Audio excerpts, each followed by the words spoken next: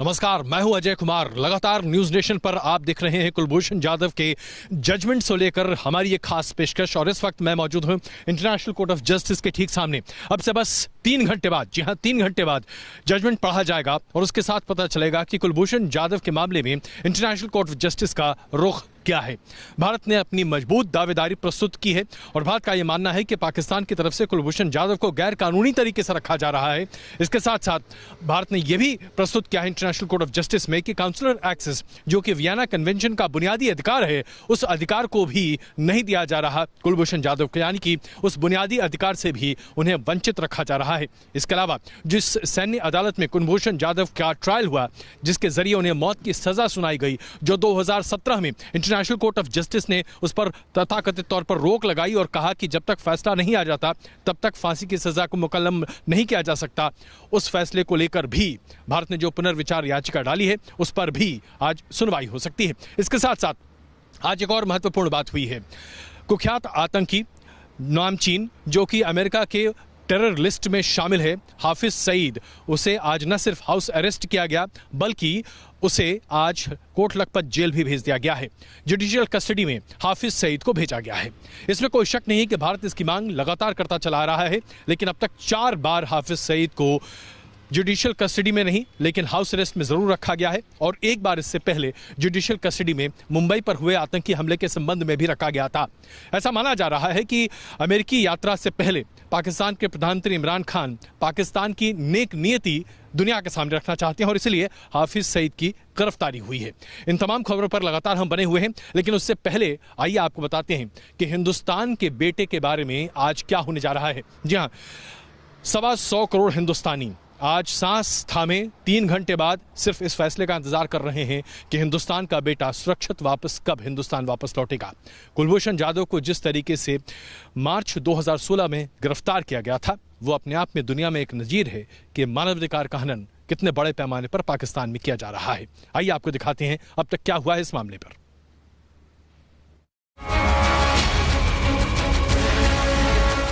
इंतजार की घड़ियां अब बहुत जल्द खत्म होने वाली हैं। 3 साल तक चले जुल्म सितम का अब अंत होने वाला है। जल्द ही वो लम्हा आने वाला है जब एक माँ अपने बेटे को बिना किसी दीवार के सीने से लगा सकेगा,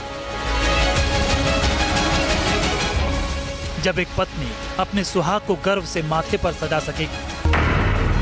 बस कुछ ही देर बाद हिंदुस्तान के बेटे को मिलेगा इंसाफ और फरेबी धोखेबाज पाकिस्तान की हर साजिश होगी बेनकाब। नीदरलैंड्स के हेग की इंटरनेशनल कोर्ट ऑफ जस्टिस में इंडियन नेवी के एक्स ऑफिसर कुलभूषण जाधव पर बड़ा फैसला आने वाला है। उम्मीद जताई जा रही है कि आईसीजे से कुलभूषण जाधव को पाकिस्तान के लगाए आरोपों से आजादी मिलेगी। साथ ही पाकिस्तानी सेना की उस कैद से भी वो रिहा होंगे जिसमें उन्होंने 2 साल तक एक-एक दिन एक-एक साल की तरह काटे हैं और ना जाने कितनी यातनाएं झेली हैं। कुलभूषण जाधव को पाकिस्तान ने मार्च 2016 में ईरान से गिरफ्तार कर लिया था और फिर अप्रैल 2017 में भारतीय जासूस बताकर आतंकी गतिविधियों में शामिल होने का आरोप लगाकर मौत की सजा भी सुना दी। लेकिन भारत के दबाव और इंटरनेशनल कोर्ट ऑफ जस्टिस में पूरे मामले की सुनवाई के बाद कुलभूषण जाधव पर मंडराते मौत के बादल छंटते नजर आ रहे हैं। यूं तो इंटरनेशनल कोर्ट ऑफ जस्टिस ने मई 2017 में ही कुलभूषण जाधव की मौत की सजा पर रोक लगा दी थी, लेकिन करीब 2 साल तक चली सुनवाई में पाकिस्तान के वकील जाधव से जुड़ी झूठी कहानियां सुनाते रहे। उन पर बलूचिस्तान में आतंकी गतिविधियों को बढ़ावा देने की फर्जी दलीलें पेश करते रहे, लेकिन ना तो पाकिस्तान की फर्जी दलीलों का जोर चला और न ही झूठे मुल्क की झूठी कहानियां काम आई। इंटरनेशनल कोर्ट ऑफ जस्टिस ने जाधव पर लगे तमाम आरोपों को निराधार बताया और पाकिस्तान की हर दलील को दरकिनार कर दिया। 2016 में जब कुलभूषण जाधव को पाकिस्तान ने धर दबोचा, उसके बाद पाकिस्तान दुनिया भर में ढिंढोरा पीटता रहा कि भारत किस तरीके से कुलभूषण जाधव के जरिए बलूचिस्तान और पाकिस्तान के अन्य प्रांतों में आतंकवाद को प्रोत्साहित करने की कोशिश कर रहा है।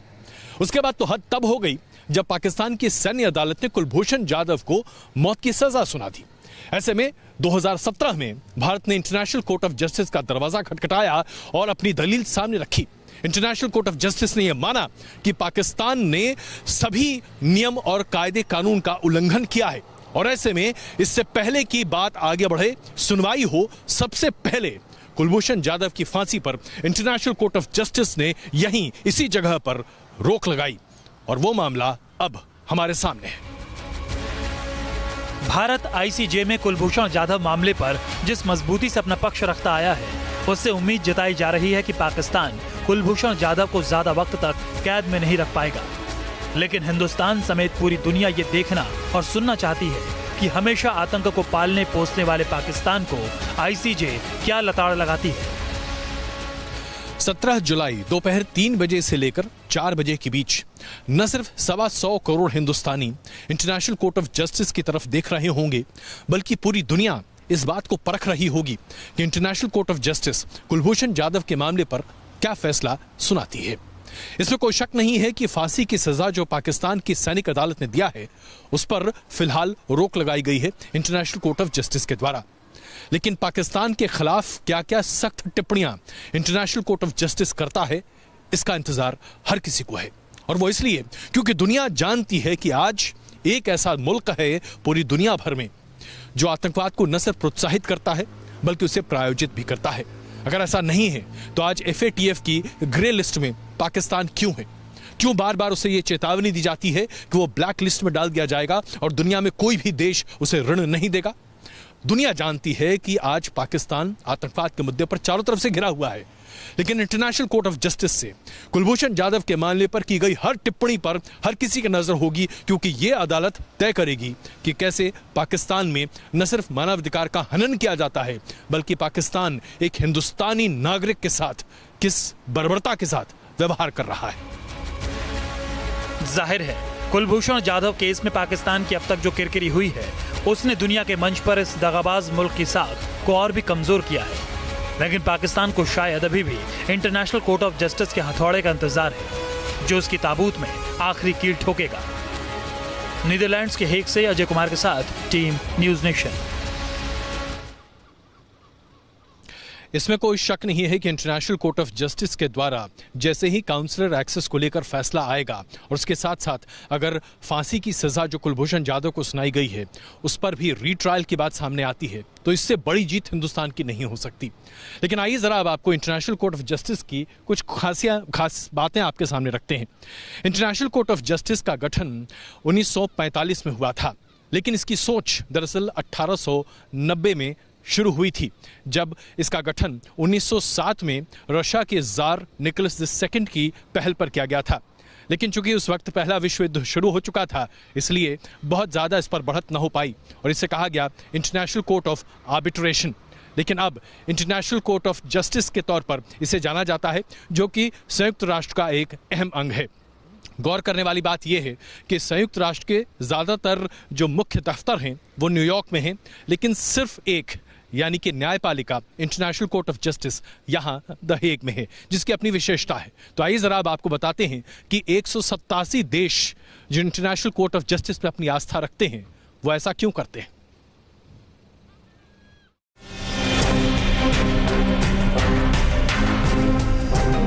नीदरलैंड के हेग में मौजूद ये इमारत पीस पैलेस है।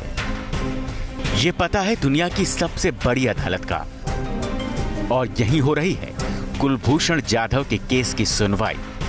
संयुक्त राष्ट्र संघ की महासभा और सुरक्षा परिषद के बाद आईसीजे संघ की तीसरी प्रमुख संस्था है। यह अकेली ऐसी संस्था है जिसका मुख्यालय न्यूयॉर्क में नहीं है। दुनिया की सबसे बड़ी अदालत होने के साथ साथ ये यूएन की सर्वोच्च न्यायिक संस्था भी है, जिसकी शुरुआत 1946 में हुई। 187 देशों की सदस्यता वाली इंटरनेशनल कोर्ट ऑफ जस्टिस पर आज हम आपके सामने वो तमाम खूबियां प्रस्तुत करने जा रहे हैं जिसके जरिए आज दुनिया के कई विवाद यहां सुलझाए जाते हैं। दुनिया की सर्वोच्च अदालत में 2 भाषाओं में काम किया जाता है, जिसमें पहली है इंग्लिश और दूसरी है फ्रेंच। यूएन के चार्टर के अनुसार बनी इस कोर्ट को दुनिया का हर मुल्क मानता है।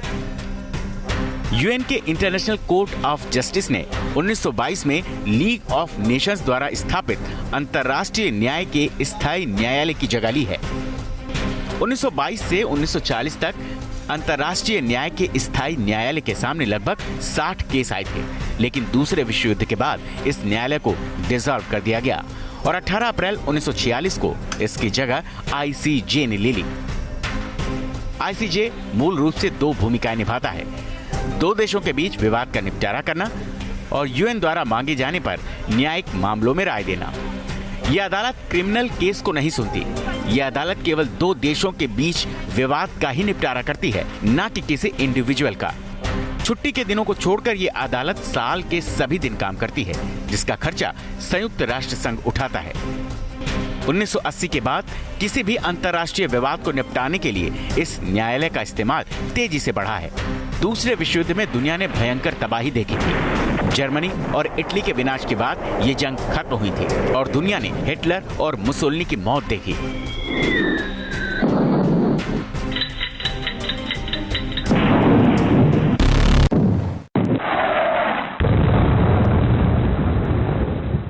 पर्ल हार्बर का बंदरगाह इसी दौर में खत्म हो गया था।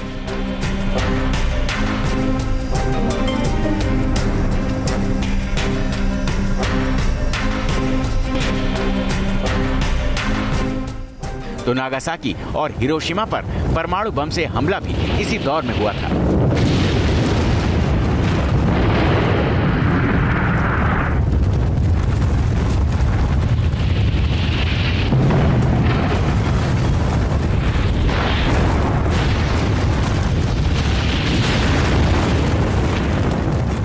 द हेग में स्थित इंटरनेशनल कोर्ट ऑफ जस्टिस का गठन तो जून 1945 में हुआ था, लेकिन हम आपके सामने ये बताना चाहते हैं कि इसकी परिकल्पना 1899 में की गई थी और उस वक्त रशिया के जार निकोलस II ने सबसे पहले इस बात पर विचार किया था कि दुनिया के तमाम देशों के बीच जो विवाद होते हैं उन्हें सुलझाने के लिए एक मैकेनिज्म होना चाहिए, एक कोर्ट होना चाहिए। इंटरनेशनल कोर्ट ऑफ आर्बिट्रेशन की बात 1907 के आसपास हुई थी, लेकिन उसके बाद पहला विश्व युद्ध हुआ और उसके बाद ये पूरी प्रक्रिया दरअसल धराशायी होती दिखाई दी। तब जाकर दूसरे विश्व युद्ध के दौरान इस बात की जरूरत महसूस की गई कि इंटरनेशनल कोर्ट ऑफ जस्टिस का गठन कितना आवश्यक है। और उसके बाद संयुक्त राष्ट्र के जितने भी देश हैं जो संयुक्त राष्ट्र से जुड़े हुए हैं, वो अपने मसलों को लेकर इसी जगह आते हैं, यानी कि इंटरनेशनल कोर्ट ऑफ जस्टिस। कौन होते हैं इस अदालत के जज? इन जजों की नियुक्ति कैसे होती है? ये कितने सालों तक जज रहते हैं? इन सब के बारे में भी आपको बताएंगे। बने रहिए न्यूज नेशन के साथ। हमने आपको बताया कि आखिरकार इंटरनेशनल कोर्ट ऑफ जस्टिस का गठन किस तरीके से हुआ। 177 मामले इंटरनेशनल कोर्ट ऑफ जस्टिस के सामने अब तक आ चुके हैं और अभी तक उन मामलों को लेकर विवाद की स्थिति न के बराबर आती हुई दिखाई दी है। लेकिन आइए जरा इसके गठन की बात करते हैं। दरअसल कोई भी देश अपने न्यायाधीश यहां नियुक्त नहीं कर सकता। न्यायाधीश वही चुने जाते हैं जो अपने अपने देशों की सर्वोच्च अदालत यानी कि सुप्रीम कोर्ट में न्यायपालिका में काम कर रहे होते हैं और उनके ट्रैक रिकॉर्ड को देखते हुए उनकी नियुक्ति इंटरनेशनल कोर्ट ऑफ जस्टिस में होती है। आमतौर पर जो टेन्योर यानी कि कार्यकाल है वो 9 साल का होता है, लेकिन उसके लिए सबसे ज़रूरी है कि सुरक्षा परिषद संयुक्त राष्ट्र की और संयुक्त राष्ट्र की जनरल असेंबली दोनों से उस व्यक्ति का नाम पारित किया जाए।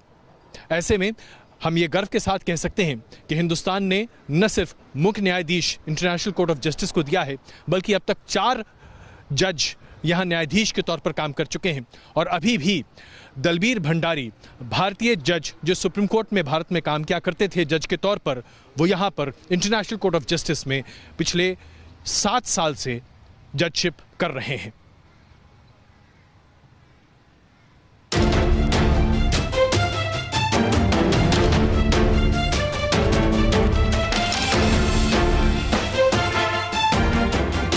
पिछले 73 सालों से इंटरनेशनल कोर्ट ऑफ जस्टिस दुनिया के अलग अलग मुल्कों के विवादों को निपटाता रहा है।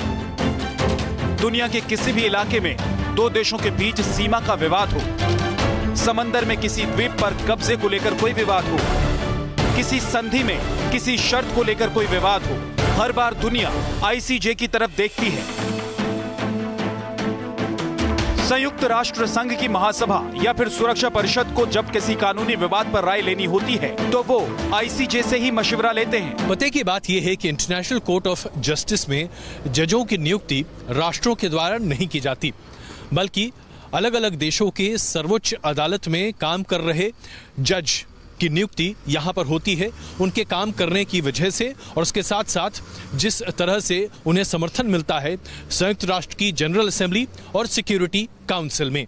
इसके आधार पर इंटरनेशनल कोर्ट ऑफ जस्टिस में 15 जजों की नियुक्ति होती है, जिनमें से एक मुख्य न्यायाधीश होते हैं। आईसीजे में चुने गए न्यायाधीश किसी देश का प्रतिनिधित्व नहीं करते हैं, बल्कि वो तटस्थ रहते हैं।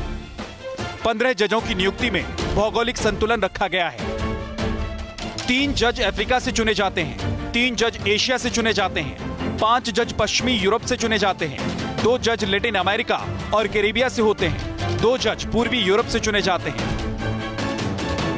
15 जजों में से हर 3 साल पर अध्यक्ष और उपाध्यक्ष चुना जाता है। 2015 से रोनी अब्राहम आईसीजे के अध्यक्ष हैं। अध्यक्ष हर साल आईसीजे की सालाना कार्य रिपोर्ट महासभा को बताते हैं। स्वतंत्र रूप से काम करने वाली ये न्यायिक संस्था 2 देशों की सीमा विवाद, समुद्री विवाद के साथ साथ मानवाधिकार कानून, पर्यावरण कानून, हथियारबंद सेना के इस्तेमाल के इशू भी निपटाती है। अंतर्राष्ट्रीय कानून के तहत आने वाले किसी भी विवाद को इस अदालत में उठाया जा सकता है। सभी विवादों का फैसला ज्यूरी के बहुमत के आधार पर ही होता है। पिछले 73 सालों से ये कोर्ट दुनिया में शांति बनाए रखने के लिए काम कर रहा है। Team news nation.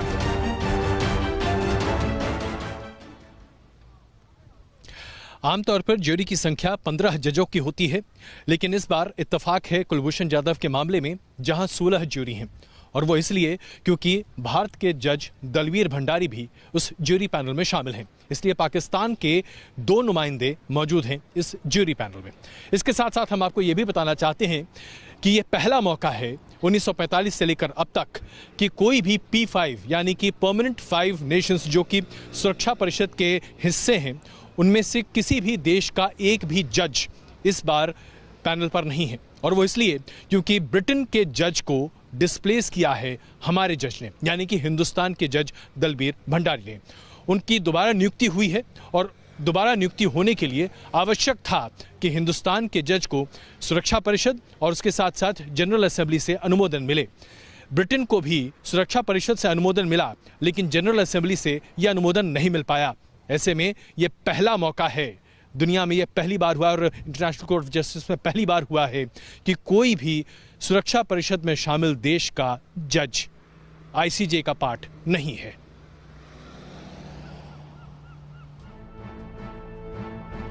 संयुक्त राष्ट्र चार्टर के आर्टिकल 93 के मुताबिक यूनाइटेड नेशंस के सभी 193 मेंबर देश आईसीजे में इंसाफ पाने के हकदार हैं, जिसके लिए हेग में आईसीजे में 15 न्यायाधीश विवादों की सुनवाई के लिए नियुक्त किए गए हैं। इन 15 जजों में से भारत का प्रतिनिधित्व दलबीर भंडारी कर रहे हैं। जोधपुर के रहने वाले जस्टिस भंडारी 2005 में सुप्रीम कोर्ट में जज नियुक्त हुए थे। पहली बार 2012 में उनको आईसीजे के लिए चुना गया था। 2017 में भंडारी को दूसरी बार आईसीजे में जज नियुक्त किया गया। 2017 में दलबीर भंडारी के सामने ब्रिटिश न्यायाधीश क्रिस्टोफर ग्रीनवुड की चुनौती थी। जस्टिस ग्रीनवुड के मैदान से हटने के बावजूद यूनाइटेड नेशंस में वोटिंग हुई। इसमें जस्टिस भंडारी को जनरल असेंबली के 183 और सिक्योरिटी काउंसिल के सभी 15 वोट मिले। इससे पहले भारत से जस्टिस नागेंद्र सिंह आईसीजे में 2 बार चुने जा चुके हैं। हिंदुस्तान को भी ये गौरव प्राप्त हो चुका है जब एक मुख्य न्यायाधीश हिंदुस्तानी रहा है। आज भी Dalbir Bhandari international court of justice में जज के तौर पर काम कर रहे हैं। हम आपको ये बताना चाहते हैं कि इंटरनेशनल कोर्ट ऑफ जस्टिस में हर 3 साल में 5 जजों को रिटायर करना होता है। 9 साल का कार्यकाल होता है एक जज का, और एक जज को दोबारा भी नियुक्त किया जा सकता है, जैसा कि जस्टिस दलबीर भंडारी के साथ किया गया है। 2012 से आईसीजे में जज बनने के बाद आईसीजे में अब तक जितने भी फैसले हुए उनमें जस्टिस भंडारी का स्पेशल ओपिनियन रहा है। पाकिस्तान में कैद भारतीय कुलभूषण जाधव को फांसी से बचाने में भी जस्टिस भंडारी का अहम रोल था। उन्होंने 2008 के भारत पाक समझौते का हवाला देते हुए कहा था कि पाक ने ह्यूमन राइट्स का वायलेशन किया है। जस्टिस दलबीर भंडारी को 2014 में पद्म भूषण से सम्मानित किया जा चुका है। Team news nation.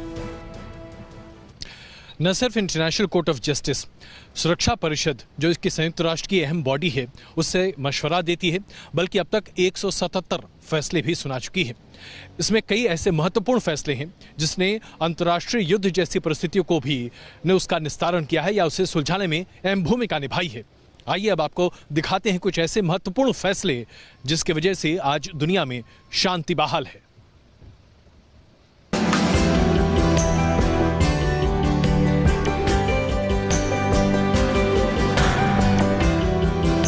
नीदरलैंड के इस खूबसूरत शहर हेग में पीस पैलेस में इंटरनेशनल कोर्ट ऑफ जस्टिस को काम करते 7 दशक से भी ज्यादा का समय बीत चुका है। अब तक 177 विवाद इस कोर्ट के सामने पेश किए जा चुके हैं, लेकिन दुनिया की सबसे बड़ी अदालत के सामने 22 मई 1947 को पहला विवाद बतौर केस आया था। यह विवाद ब्रिटेन और अल्बानिया के बीच था। दोनों देश कोर्फू चैनल पर अपने अधिकार का दावा कर रहे थे। इसके बाद बार्सिलोना ट्रैक्शन का भी विवाद आईसीजे ने ही सुलझाया। पुरानी कहावत है, न्याय सिर्फ मिलना नहीं चाहिए, मिलते हुए दिखना भी चाहिए। और शायद यही वजह है कि इंटरनेशनल कोर्ट ऑफ जस्टिस में 177 मामले जो आज तक इस कोर्ट के सामने लाए गए हैं, उनमें से एक भी मामला ऐसा नहीं है जिसके प्रति देशों ने विवाद खड़ा किया हो, क्योंकि इस बात का प्रावधान है कि अगर दो देश जो एक मामले को लेकर इंटरनेशनल कोर्ट ऑफ जस्टिस में आते हैं वो अगर उस फैसले से आश्वस्त नहीं है तो फिर संयुक्त राष्ट्र की सुरक्षा परिषद में इस मामले की अपील की जा सकती है। अंतर्राष्ट्रीय कोर्ट ने कई बार अपने फैसलों से दुनिया में साख जमाई है। उन्हीं में से एक था निकारागुआ का केस। निकारागुआ के केस में आईसीजे ने कोस्टारिका की दलील खारिज कर दी थी, जिससे निकारागुआ को 20,000 किलोमीटर का क्षेत्र मिला था। वैसे माना जा रहा था कि अगर यह फैसला उसके हक में नहीं गया होता तो वो देश बर्बाद हो जाता, क्योंकि जिस समुद्री सीमा पर फैसला होना था उस पर देश की पूरी अर्थव्यवस्था टिकी थी। और यही वजह है कि निकारागुआ ने आईसीजे में जीत के बाद बाकायदा जश्न मनाया था। Costa Rica requests the court to dismiss all Nicaragua's claims in this proceeding. Nicaragua requests from the court to A. dismiss and reject the requests and submissions of the Republic of Costa Rica. संयुक्त राष्ट्र संघ की 6 प्रमुख संस्थाएं हैं, जिनमें से 5 का मुख्यालय न्यूयॉर्क में है, जबकि केवल आईसीजे हेग में है। और ऐसा इसलिए है क्योंकि दुनिया में शांति स्थापित करने की कोशिशें 13वीं शताब्दी से ये शहर करता आ रहा है। इस बात पर विचार करना अपने आप में आवश्यक बन जाता है कि संयुक्त राष्ट्र संघ के 6 मुख्य अंगों में से सिर्फ एक यानी कि international court of justice the Hague में क्यों है। दरअसल द हेग जो कि नीदरलैंड्स का बहुत अहम हिस्सा है, या यूं कहें कि एक तरह से कार्यकारी राजधानी आप उसे कह सकते हैं, यहाँ शांति की बात आज से नहीं पिछले 700-800 सालों से होती आ रही है। 13वीं शताब्दी में यहाँ के शासकों ने पाया कि यूरोपीय देशों में जो आपसी विवाद है उसे सुलझाने के लिए शांति ही बेहतरीन तरीका है। युद्ध से शांति बहाली नहीं हो सकती, और यही परिपाठी लगातार चलती चली आई। यहाँ तक कि 1890 में जब रशिया के जार ने यह तय किया कि विश्व शांति के लिए पहल आगे बढ़ानी चाहिए, देशों के बीच समन्वय स्थापित करने के लिए एक अंतर्राष्ट्रीय कोर्ट का गठन किया जाना चाहिए, तो द हेग की ही बात हुई थी। यही वजह है कि द हेग में इंटरनेशनल कोर्ट ऑफ जस्टिस को 1945 में दूसरे विश्व युद्ध के बाद गठित किया गया। आज अंतर्राष्ट्रीय स्तर पर इस अदालत की साख काफी मजबूत है, इसलिए इस संस्था को महासभा और संयुक्त राष्ट्र की सुरक्षा परिषद के बाद तीसरी सबसे बड़ी और प्रमुख संस्था माना जाता है। Team news nation. Piece palace में अभी आप घड़ी देख रहे हैं, वक्त बचा है 12 के आसपास। यहाँ के समय अनुसार 3 बजे यानी कि भारतीय समय अनुसार 6:30 बजे से सुनवाई शुरू होगी, जिसमें जजमेंट सामने रखा जाएगा।